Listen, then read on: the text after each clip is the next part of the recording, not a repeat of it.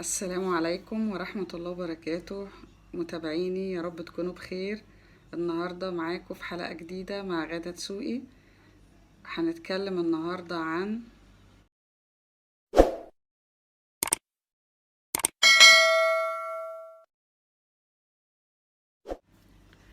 النهاردة هنكمل في الشماتة.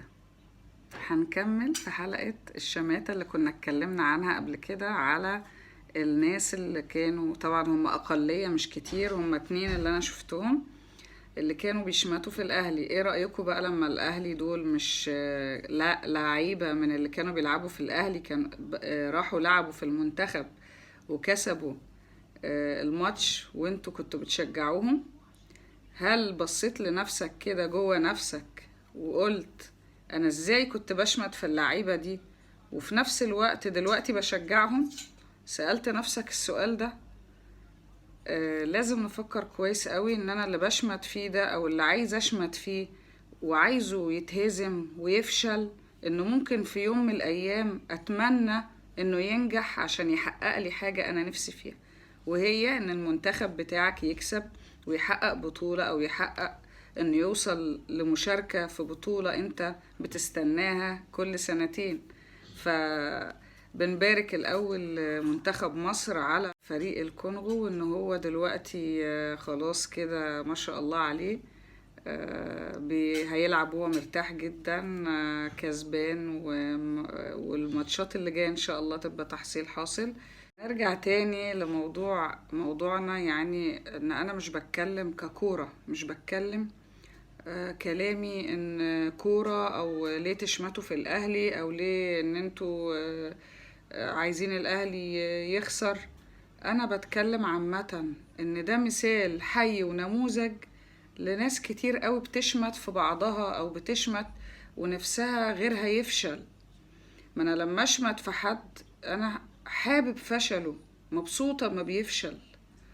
فانت فكرت ان ممكن اللي قدامك ده ما يفشل انت ممكن يحصل لك ايه؟ فكرت ان ممكن ان الانسان اللي قدامك ده لما يبقى فاشل في حياته او فاشل في حاجة معينة، هل ممكن يعود عليك بضرر ولا لأ؟ ده حتى ابسط الاضرار ده انت ممكن تزعل، وارد تزعل عليه ان هو فشل في حاجة انت كنت ممكن تفرح وتقول انا لا ده انا هفرح فيه لما يحصل له كذا. وارد ان انت تزعل، يعني لو في شوية انسانية موجودين. ده ابسط الاشياء، انما ممكن يعود عليك بضرر في اي حاجة تانية. ممكن يكون في علاقات معينة، في شغل معين ممكن يبقى متواصل، وفي اتصالات معينة، في تشابكات معينة في العمل أو في قرابة أو في غيره. فأنت اما يبقى جواك حابب الفشل لغيرك ونفسك تشمت فيه، خلي بالك ده مرض نفسي، وفي نفس الوقت ممكن يضرك نفسيا وماديا. فاللي عنده الحالة دي أو المرض ده لازم يحاول ان هو يبعد عنه بأي طريقة. ودليل هو واضح للعالم كله، ان انت لو انت كنت بتشجع الفريق المنافس للأهلي وفي نفس الوقت الأهلي بعدها بأيام بيلعب في المنتخب بتاع بلدك اللي انت هتقعد تشجعه عشان يغلب، يعني ايه يعني حاجة غير منطقية بالمرة. ده بالنسبة للفشل ان انت تشمت في فشل غيرك. لازم يكون عندنا منافسة شريفة ونتعلم المنافسة الشريفة، ان ما ينفعش غيري يكون بيجتهد وبيشتغل وبينجح وانا ابقى عايزه يفشل وشاغل كل دماغي ان هو يفشل. طب ما تشغل دماغك في ان انت تنجح، او ان انت تنجح المنافس او اللي بينافس على الحاجة اللي قدامك. مش شرط بقى كرة القدم، انا بتكلم عامة، سواء في عمل مدرس او مهندس او طبيب. بدل ما اشوه صورة المنافس ليا، طب ما انا اشوفه ناجح ازاي، حقق نجاح ازاي، الناس بتحبه ليه.